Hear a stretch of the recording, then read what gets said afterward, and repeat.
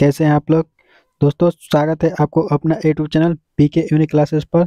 दोस्तों आज के हम इस वीडियो में आप लोग को भारतीय राष्ट्रीय आंदोलन से जो भी प्रश्न बन सकते हैं वे सभी प्रश्नों को एक एक करके देखेंगे।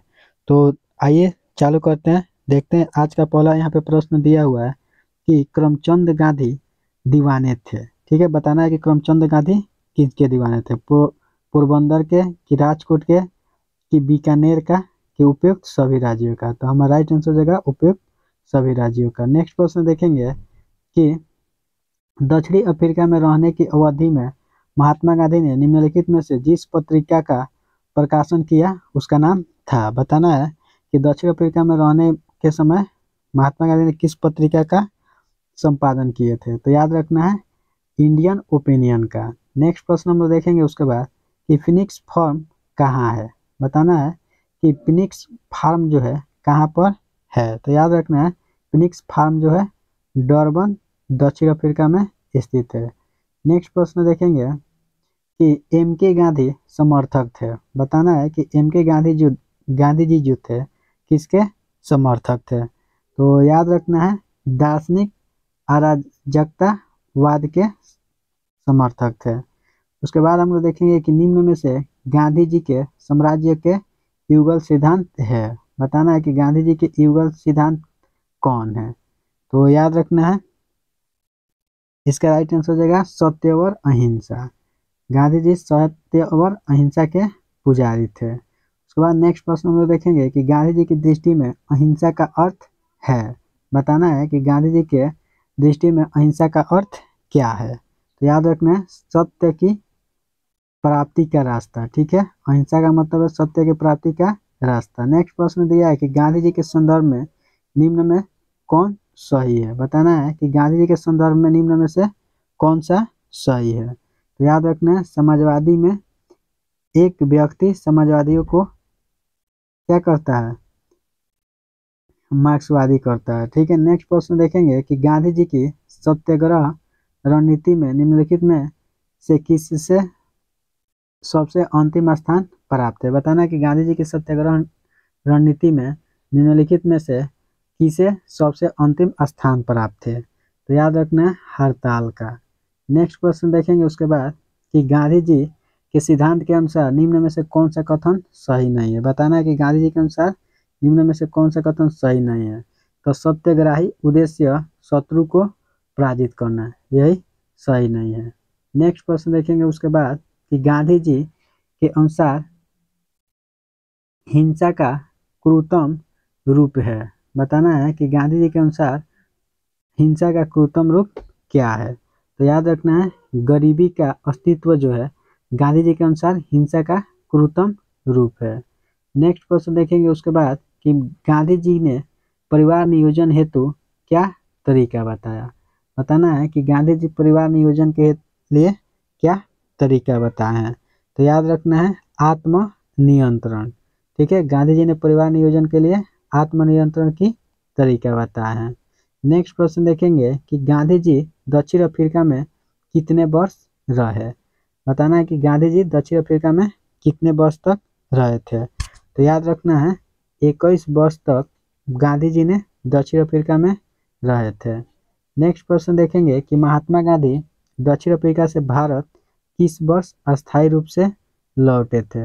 बताना है कि महात्मा गांधी जी जो थे अफ्रीका से अस्थायी रूप से कब वापस आए थे। तो याद रखना 1915 ईस्वी में महात्मा गांधी दक्षिण अफ्रीका से अस्थायी रूप से वापस आए थे। उसके बाद प्रश्न है कि दक्षिण अफ्रीका के किस रेलवे स्टेशन पर गांधी जी को ट्रेन से फेंका गया था।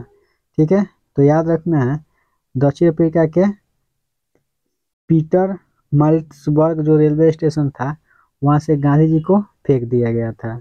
नेक्स्ट प्रश्न देखेंगे कि एम के गांधी ने निम्नलिखित भारतीय राष्ट्रीय आंदोलन के अधिवेशनों में से किस एक का समर्थन में भाग लिए थे। तो याद रखना है गांधी जी जो थे उन्होंने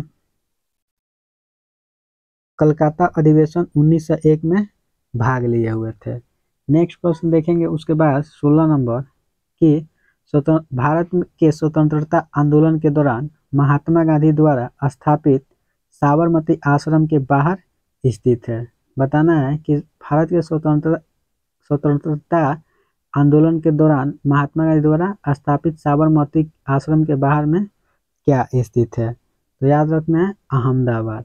नेक्स्ट क्वेश्चन देखेंगे उसके बाद, महात्मा गांधी ने अहमदाबाद के निकट साबरमती के किनारे एक आश्रम बनाया था, उसे क्या कहा जाता था, तो याद रखना है उसे हम लोग सत्याग्रह आश्रम के नाम से जानते हैं लोग। नेक्स्ट क्वेश्चन देखेंगे कि महात्मा गांधी से संबंध निम्नलिखित आश्रमों में कौन सबसे पुराना है। बताना है कि महात्मा गांधी से संबंधित सबसे पुराना आश्रम कौन है, तो याद रखना है फिनिक्स आश्रम जो है गांधी से संबंधित सबसे पुराना आश्रमों में से एक है। नेक्स्ट प्रश्न है कि गांधी ने सेवा धर्म कहाँ अपनाया था।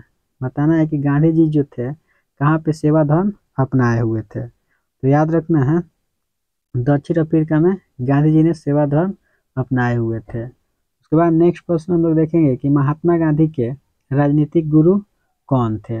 बताना है कि महात्मा गांधी के राजनीतिक गुरु कौन थे, तो याद रखना है गोपाल कृष्ण गोखले जो थे वह महात्मा गांधी के राजनीतिक गुरु थे। नेक्स्ट प्रश्न देखेंगे भारतीय राष्ट्रीय कांग्रेस का लाहौर अधिवेशन कब हुआ था। बताना है कि भारतीय राष्ट्रीय कांग्रेस का लाहौर अधिवेशन जो था वह 1929 ईस्वी में हुआ था। नेक्स्ट प्रश्न देखेंगे कि इंडियन नेशनल कांग्रेस और मुस्लिम लीग के बीच मैत्रीय का काल निम्न में से कब प्रदर्शित हुआ था, तो याद रखना 1916 से 22 में यह प्रदर्शित हुआ था। नेक्स्ट प्रश्न देखेंगे कि ब्रिटिश पार्लियामेंट में चुने जाने वाला प्रथम भारतीय नेता कौन था। बताना है कि ब्रिटिश पार्लियामेंट में चुना जाने वाला प्रथम भारतीय कौन थे, तो याद रखना है दादा भाई नौरोजी जो थे ब्रिटिश पार्लियामेंट में चुने जाने वाला प्रथम भारतीय थे। उसके बाद हम लोग प्रश्न देखेंगे यहाँ पे कि 1937 में संपन्न सभी विधानसभा चुनावों में इंडियन नेशनल कांग्रेस को निम्न में से किस प्रांत में पूर्ण बहुमत नहीं मिला था, तो याद रखना है पंजाब में। नेक्स्ट प्रश्न देखेंगे कि मेरा अंतिम उद्देश्य प्रत्येक व्यक्ति के आंख से आंसू पोंछना होगा, यह कथन किसका है। बताना है कि किसने कहा है कि मेरा अंतिम उद्देश्य प्रत्येक व्यक्ति के आंख से आंसू पोंछना होगा, तो याद रखना है जवाहरलाल नेहरू ने यह बात बोले थे कि मेरा अंतिम उद्देश्य प्रत्येक व्यक्ति के आंख के आंसू पोंछना होगा। नेक्स्ट प्रश्न देखेंगे उसके बाद यहाँ पे कि दांडी मार्च शुरू किया गया था। बताना है कि दांडी मार्च जो था उसको कब शुरू किया गया था, तो याद रखना है नमक कानून को तोड़ने के लिए दांडी मार्च शुरू किया गया था। नेक्स्ट प्रश्न हम लोग देखेंगे यहाँ पे कि किस बात से गांधी जी को फरवरी 1922 में सविनय अवज्ञा आंदोलन स्थगित करने पर बाध्य किया। याद रखना है चौरा चौरी के अन्य स्थानों पर हुई अहिंसक घटनाओं की वजह से यह घटना घटा। नेक्स्ट प्रश्न हम लोग देखेंगे कि लाला लाजपत राय घायल हुए थे। बताना है कि लाला लाजपत राय जो थे कब घायल हुए थे, तो याद रखना है साइमन कमीशन के विरुद्ध हुए लाठीचार्ज में लाला लाजपत राय घायल हुए थे। नेक्स्ट प्रश्न देखेंगे भारत छोड़ो आंदोलन कब आरंभ हुआ। बताना है कि भारत छोड़ो आंदोलन जो था वह कब आरंभ हुआ था, तो याद रखना 1942 ईस्वी में भारत छोड़ो आंदोलन आरंभ हुआ था। नेक्स्ट प्रश्न देखेंगे कि द्वितीय विश्व युद्ध के संबंध में भारतीय राष्ट्रीय कांग्रेस की क्या नीति थी, तो याद रखना है पूर्ण स्वतंत्रता का आश्वासन मिलने पर ब्रिटेन का सहयोग। नेक्स्ट प्रश्न देखेंगे कि दिल्ली से पहले भारत की राजधानी कहाँ थी, तो याद रखना है दिल्ली से पहले भारत की राजधानी कलकत्ता हुआ करती थी। नेक्स्ट प्रश्न है कि वर्ष 1919 में अखिल भारतीय खिलाफत सम्मेलन का अध्यक्ष किसे चुना गया, तो याद रखना है महात्मा गांधी को 1919 में अखिल भारतीय खिलाफत सम्मेलन का अध्यक्ष चुना गया था। नेक्स्ट प्रश्न देखेंगे कि मोतीलाल नेहरू स्वराज दल के नेता थे। बताना है कि निम्न में से कौन सा दल नहीं था। बताना है कि मोतीलाल नेहरू जो थे किस दल के नेता नहीं थे, तो याद रखना है यहाँ पे श्री राम गोपाल जारी। नेक्स्ट प्रश्न देखेंगे यहाँ पे कि लॉर्ड कर्जन ने वर्ष 1905 में बंगाल विभाजन कर दिया। विभाजन किस वर्ष समाप्त हुआ था? तो याद रखना है सन 1912 ईस्वी में यह विभाजन खत्म हुआ था। नेक्स्ट प्रश्न देखेंगे कि निम्न में से किसने सर्वप्रथम गांधी जी को राष्ट्रपिता कहा था? बताना है कि सबसे पहले गांधी जी को राष्ट्रपिता कौन बोले थे? तो याद रखना सुभाष चंद्र बोस ने गांधी जी को सर्वप्रथम राष्ट्रपिता बोले थे। नेक्स्ट प्रश्न है कि भारत छोड़ो आंदोलन के समय कौन वायसराय था? बताना है कि भारत छोड़ो आंदोलन के समय कौन वायसराय था? तो याद रखना है लॉर्ड लिन थिगुतो थे जो भारत छोड़ो आंदोलन के समय वायसराय थे। नेक्स्ट प्रश्न है कि लाल कुर्ती दल संगठित किया गया था। बताना है कि लाल कुर्ती दल जो था कब संगठित किया गया था? तो याद रखना अंग्रेजों को निकालने के लिए लाल कुर्ती दल का संगठन बनाया गया था। उसके बाद प्रश्न है कि भारतीय राष्ट्रीय कांग्रेस का लाहौर अधिवेशन कब हुआ था? तो याद रखना है सन 1929 ईस्वी में भारतीय राष्ट्रीय कांग्रेस का लाहौर अधिवेशन हुआ था। नेक्स्ट प्रश्न देखेंगे कि निम्नलिखित में से किसका स्थान गांधी इरविन समझौता में किया जाना प्रस्तावित था? तो याद रखना है सविनय अवज्ञा आंदोलन जो था उसमें गांधी जी का स्थगन करना बहुत जरूरी था। नेक्स्ट प्रश्न देखेंगे कि भारतीय राष्ट्रीय कांग्रेस ने पूर्ण स्वतंत्रता प्राप्ति का लक्ष्य किस वर्ष घोषित किया था? तो याद रखना 1929 ईस्वी में भारतीय राष्ट्रीय कांग्रेस ने पूर्ण स्वतंत्रता का प्राप्ति का लक्ष्य घोषित किया था। नेक्स्ट प्रश्न देखेंगे भारतीय राष्ट्रीय कांग्रेस की प्रथम महिला अध्यक्ष कौन थी? तो याद रखना है श्रीमती एनी बेसेंट जो थी भारतीय कांग्रेस का प्रथम अध्यक्ष थी। नेक्स्ट प्रश्न देखेंगे गांधी जी की दृष्टि में अहिंसा का अर्थ क्या था? तो याद रखना सत्य की प्राप्ति का रास्ता जो था गांधी जी का अहिंसा का अर्थ था। नेक्स्ट प्रश्न देखेंगे 1932 में पूना एक्ट के बाद हरिजन सेवक संघ की स्थापना किसके अध्यक्षता में हुई थी? तो याद रखना है घनश्याम दास बिंडला। नेक्स्ट प्रश्न देखेंगे कि 14 जून 1947 को कांग्रेस के दिल्ली अधिवेशन में भारत में विभाजन का प्रस्ताव स्वीकृत हुआ। इस अधिवेशन के निम्न में से अध्यक्ष थे? तो याद रखना है इनका आचार्य जे कृपलानी जो थे अध्यक्ष थे।